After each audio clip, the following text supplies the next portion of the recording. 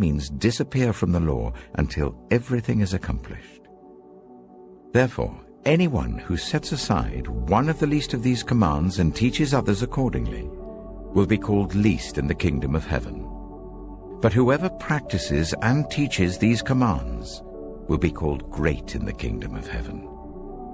For I tell you that unless your righteousness surpasses that of the Pharisees and the teachers of the law, you will certainly not enter the kingdom of heaven. You have heard that it was said to the people long ago, "You shall not murder, and anyone who murders will be subject to judgment." But I tell you that anyone who is angry with a brother or sister will be subject to judgment. Again, anyone who says to a brother or sister, "Raka," is answerable to the court, and anyone who says, "You fool," will be in danger of the fire of hell. Therefore, if you are offering your gift at the altar and there remember that your brother or sister has something against you, leave your gift there in front of the altar. First, go and be reconciled to them. Then come and offer your gift. Settle matters quickly with your adversary who is taking you to court. Do it while you're still together on the way, or your adversary may hand you over to the judge, and the judge may hand you over to the officer, and you may be thrown into prison. Truly I tell you, you will not get out until you have paid the last penny. You have heard that it was said, "You shall not commit adultery." But I tell you that anyone who looks at a woman lustfully has already committed adultery with her in his heart. If your right eye causes you to stumble, gouge it out and throw it away. It is better for you to lose one part of your body than for your whole body to be thrown into hell. And if your right hand causes you to stumble, cut it off and throw it away. It is better for you to lose one part of your body than for your whole body to go into hell. It has been said, anyone who divorces his wife must give her a certificate of divorce. But I tell you that anyone who divorces his wife except for sexual immorality makes her the victim of adultery, and anyone who marries a divorced woman commits adultery. Again, you have heard that it was said to the people long ago, "Do not break your oath, but fulfill to the Lord the oaths you have made." But I tell you, do not swear an oath at all, either by heaven, for it is God's throne, or by the earth, for it is his footstool, or by Jerusalem, for it is the city of the great king. And do not swear by your head, for you cannot make even one hair white or black. All you need to say is simply yes or no. Anything beyond this comes from the evil one. You have heard that it was said, "Eye for eye and tooth for tooth." But I tell you, do not resist an evil person. If anyone slaps you on the right cheek, turn to them the other cheek also. And if anyone wants to sue you and take your shirt, hand over your coat as well. If anyone forces you to go 1 mile, go with them 2 miles. Give to the one who asks you, and do not turn away from the one who wants to borrow from you. You have heard that it was said, "Love your neighbor and hate your enemy." But I tell you, love your enemies and pray for those who persecute you, that you may be children of your Father in heaven. He causes his sun to rise on the evil and the good, and sends rain on the righteous and the unrighteous. If you love those who love you, what reward will you get? Are not even the tax collectors doing that? And if you greet only your own people, what are you doing more than others? Do not even pagans do that? Be perfect, therefore, as your heavenly Father is perfect. Matthew chapter 6. Be careful not to practice your righteousness in front of others to be seen by them. If you do, you will have no reward from your Father in heaven. So when you give to the needy, do not announce it with trumpets, as the hypocrites do in the synagogues and on the streets, to be honored by others. Truly I tell you, they have received their reward in full. But when you give to the needy, do not let your left hand know what your right hand is doing, so that your giving may be in secret. Then your Father, who sees what is done in secret, will reward you. And when you pray, do not be like the hypocrites, for they love to pray standing in the synagogues and on the street corners, to be seen by others. Truly I tell you, they have received their reward in full. But when you pray, go into your room, close the door, and pray to your Father who is unseen. Then your Father who sees what is done in secret will reward you. And when you pray, do not keep on babbling like pagans, for they think they'll be heard because of their many words. Do not be like them, for your Father knows what you need before you ask him. This then is how you should pray. Our Father in heaven, hallowed be your name. Your kingdom come. Your will be done on earth as it is in heaven. Give us today our daily bread. And forgive us our debts, as we also have forgiven our debtors. And lead us not into temptation, but deliver us from the evil one. For if you forgive other people when they sin against you, your heavenly Father will also forgive you. But if you do not forgive others their sins, your Father will not forgive your sins. When you fast, do not look somber as the hypocrites do, for they disfigure their faces to show others they are fasting. Truly I tell you, they have received their reward in full. But when you fast, put oil on your head and wash your face, so that it will not be obvious to others that you're fasting, but only to your Father who is unseen. And your Father who sees what is done in secret will reward you. Do not store up for yourselves treasures on earth, where moths and vermin destroy, and where thieves break in and steal. But store up for yourselves treasures in heaven, where moths and vermin do not destroy, where thieves do not break in and steal. For where your treasure is, there your heart will be also. The eye is the lamp of the body. If your eyes are healthy, your whole body will be full of light. But if your eyes are unhealthy, your whole body will be full of darkness. If then the light within you is darkness, how great is that darkness? No one can serve two masters. Either you will hate the one and love the other, or you will be devoted to the one and despise the other. You cannot serve both God and money. Therefore, I tell you, do not worry about your life, what you will eat or drink, or about your body, what you will wear. Is not life more than food, and the body more than clothes?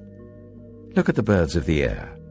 They do not sow or reap or store away in barns, and yet your heavenly Father feeds them. Are you not much more valuable than they? Can any one of you, by worrying, add a single hour to your life? And why do you worry about clothes? See how the flowers of the field grow. They do not labor or spin.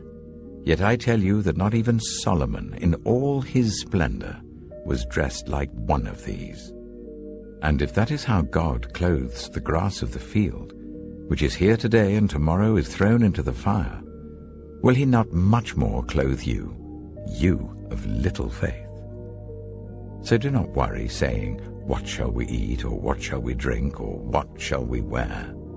For the pagans run after all these things, and your heavenly Father knows that you need them. But seek first his kingdom and his righteousness, and all these things will be given to you as well. Therefore do not worry about tomorrow, for tomorrow will worry about itself. Each day has enough trouble of its own. Matthew chapter 7. Do not judge, or you too will be judged. For in the same way as you judge others, you will be judged, and with the measure you use, it will be measured to you. Why do you look at the speck of sawdust in your brother's eye and pay no attention to the plank in your own eye? How can you say to your brother, "Let me take the speck out of your eye," when all the time there is a plank in your own eye? You hypocrite! First take the plank out of your own eye, and then you will see clearly to remove the speck from your brother's eye. Do not give dogs what is sacred. Do not throw your pearls to pigs. If you do, they may trample them under their feet and turn and tear you to pieces. Ask, and it will be given to you. Seek, and you will find. Knock, and the door will be opened to you. For everyone who asks receives. The one who seeks finds, and to the one who knocks, the door will be opened. Which of you, if your son asks for bread, will give him a stone? Or if he asks for a fish, will give him a snake? If you then, though you are evil, know how to give good gifts to your children, how much more will your Father in heaven give good gifts to those who ask him? So in everything, do to others what you would have them do to you. For this sums up the law and the prophets. Enter through the narrow gate, for wide is the gate and broad is the road that leads to destruction, and many enter through it. But small is the gate and narrow the road that leads to life, and only a few find it. Watch out for false prophets. They come to you in sheep's clothing, but inwardly they are ferocious wolves. By their fruit you will recognize them. Do people pick grapes from thorn bushes or figs from thistles? Likewise every good tree bears good fruit, but a bad tree bears bad fruit. A good tree cannot bear bad fruit, and a bad tree cannot bear good fruit. Every tree that does not bear good fruit is cut down and thrown into the fire. Thus, by their fruit, you will recognize them. Not everyone who says to me, "Lord, Lord," will enter the kingdom of heaven, but only the one who does the will of my Father who is in heaven. Many will say to me on that day, "Lord, Lord, did we not prophesy in your name, and in your name drive out demons, and in your name perform many miracles?" Then I will tell them plainly, "I never knew you. Away from me, you evildoers."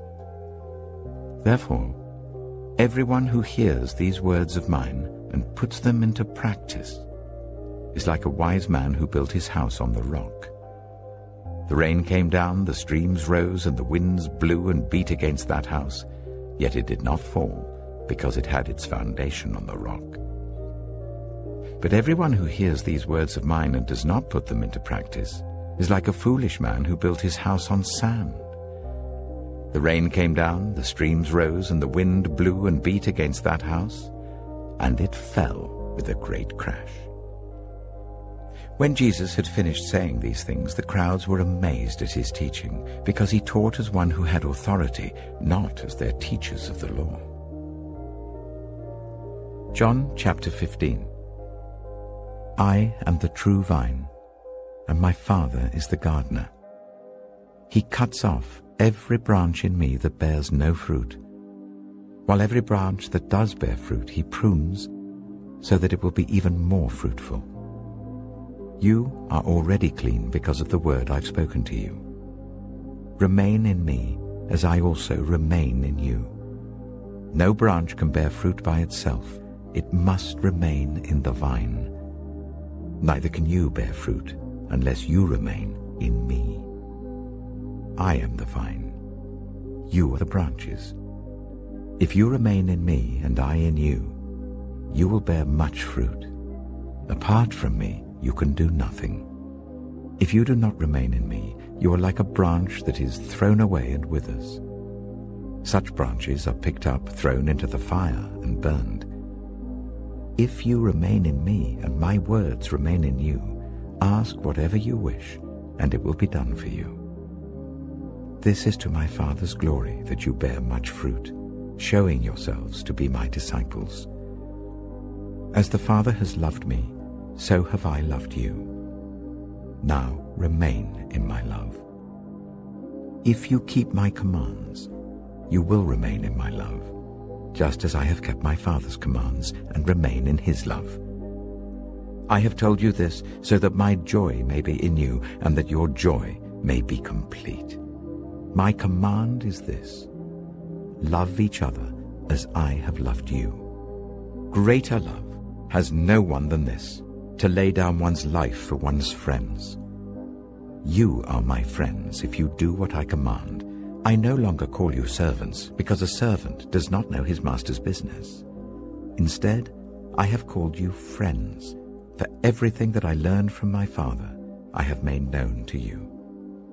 You did not choose me, but I chose you and appointed you, so that you might go and bear fruit, fruit that will last, and so that whatever you ask in my name, the Father will give you. This is my command: love each other. If the world hates you, keep in mind that it hated me first. If you belonged to the world, it would love you as its own. As it is, you do not belong to the world, but I have chosen you out of the world. That is why the world hates you. Remember what I told you: a servant is not greater than his master. If they persecuted me, they will persecute you also. If they obeyed my teaching, they will obey yours also. They will treat you this way because of my name, for they do not know the one who sent me. If I had not come and spoken to them, they would not be guilty of sin, but now they have no excuse for their sin. Whoever hates me hates my Father as well. If I had not done among them the works no one else did, they would not be guilty of sin. As it is, they have seen, and yet they have hated both me and my Father. But this is to fulfill what is written in their law: they hated me without reason. When the Advocate comes, whom I will send to you from the Father, the Spirit of truth who goes out from the Father, he will testify about me. And you also must testify, for you have been with me from the beginning. Matthew chapter 10. Jesus called his 12 disciples to him and gave them authority to drive out impure spirits and to heal every disease and illness.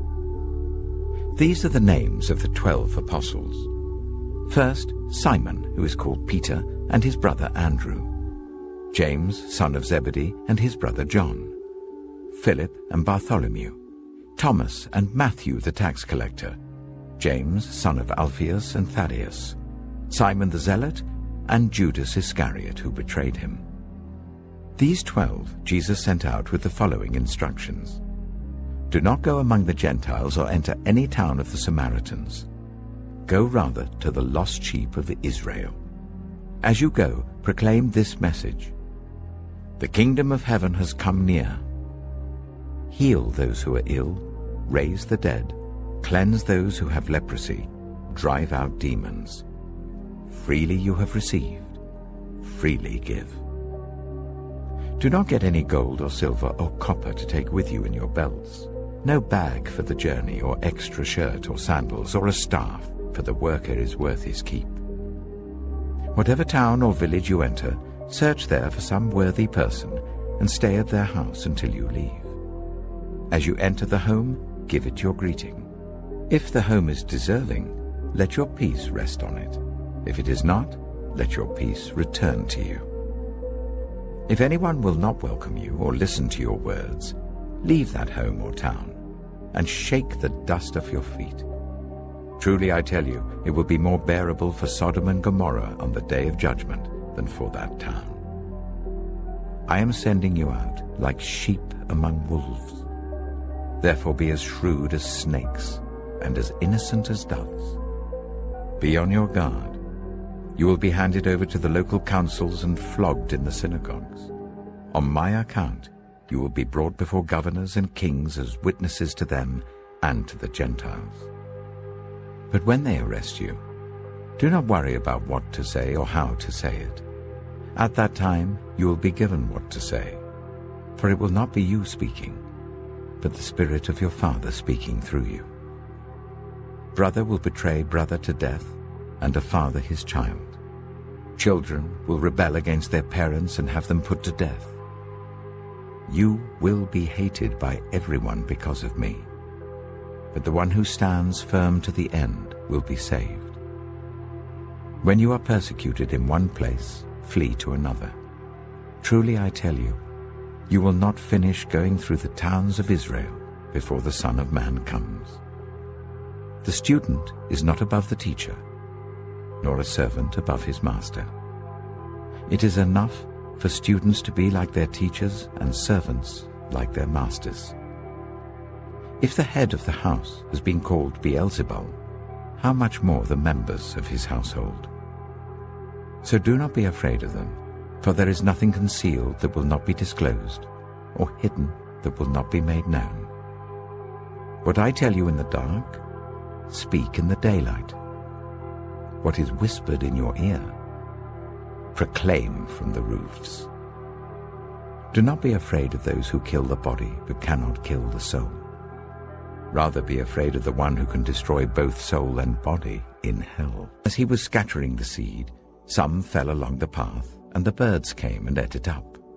Some fell on rocky places, where it did not have much soil. It sprang up quickly because the soil was shallow. But when the sun came up, the plants were scorched and they withered because they had no root.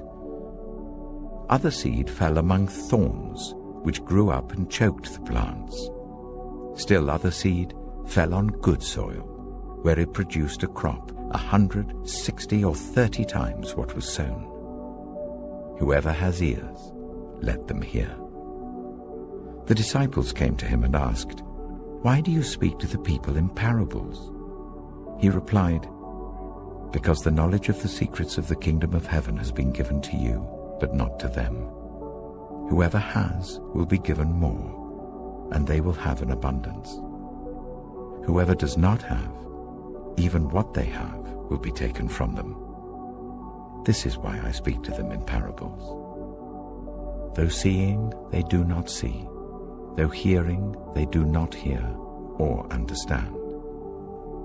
In them is fulfilled the prophecy of Isaiah.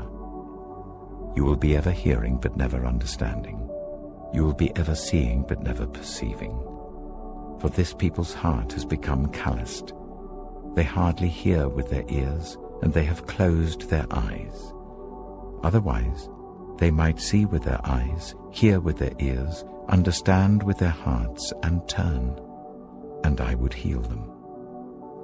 But blessed are your eyes because they see, and your ears because they hear.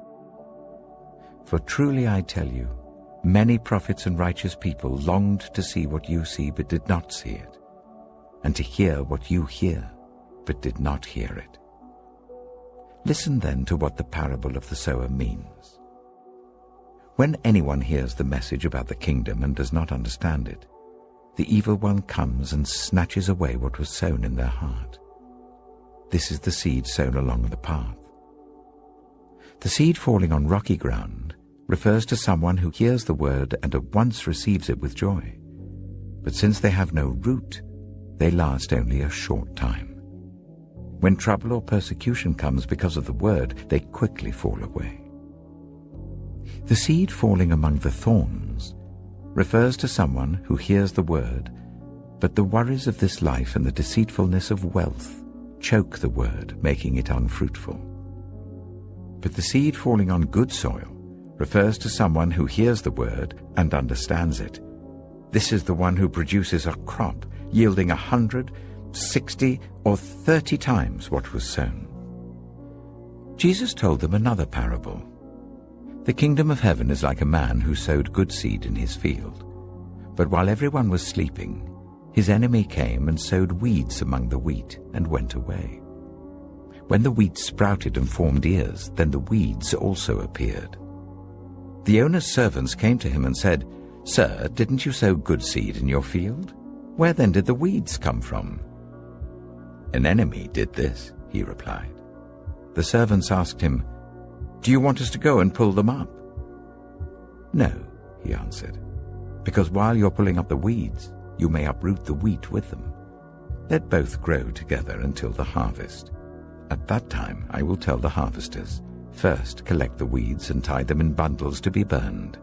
Then gather the wheat and bring it into my barn.'" He told them another parable.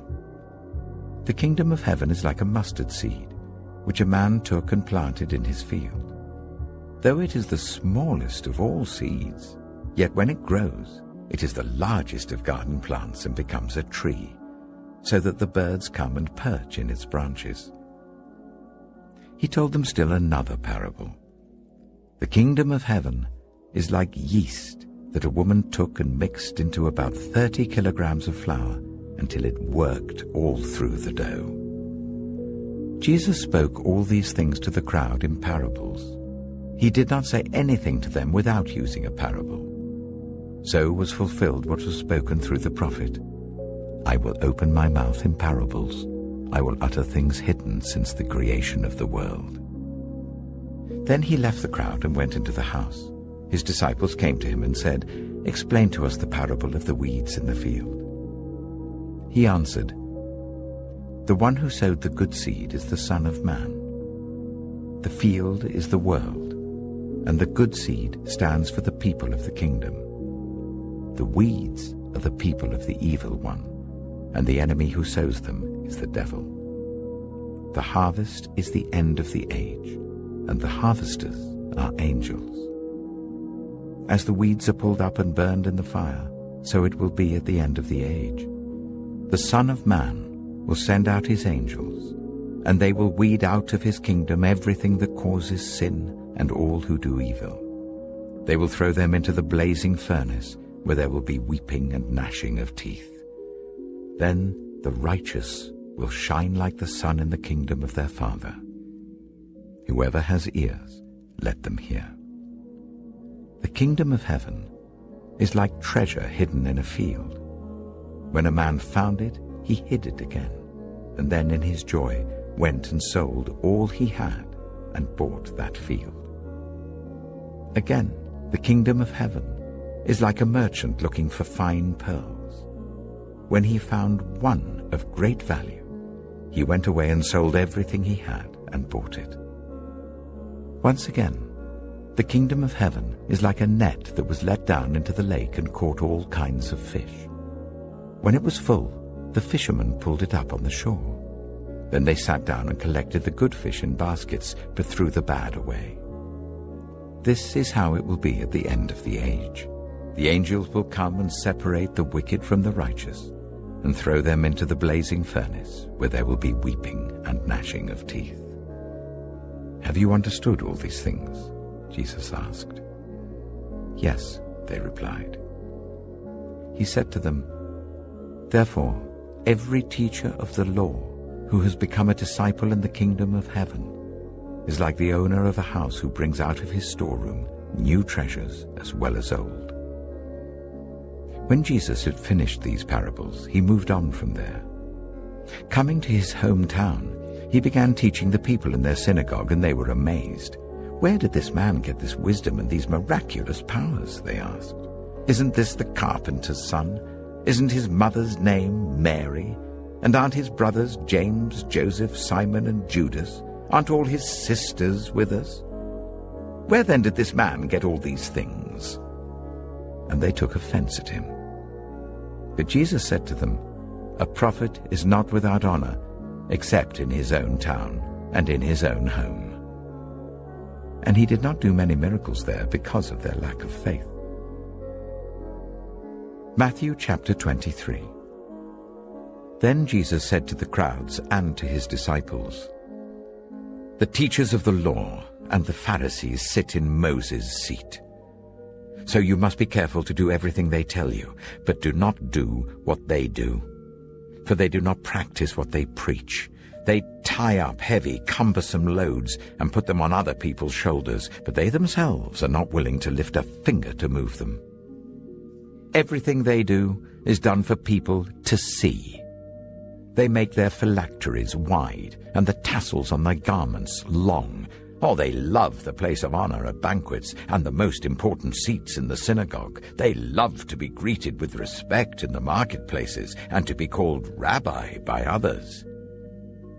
But you are not to be called Rabbi, for you have one teacher, and you are all brothers. And do not call anyone on earth Father, for you have one Father, and he is in heaven. Nor are you to be called instructors, for you have one instructor, the Messiah. The greatest among you will be your servant, for those who exalt themselves will be humbled, and those who humble themselves will be exalted. Woe to you, teachers of the law and Pharisees, you hypocrites! You shut the door of the kingdom of heaven in people's faces. You yourselves do not enter, nor will you let those enter who are trying to.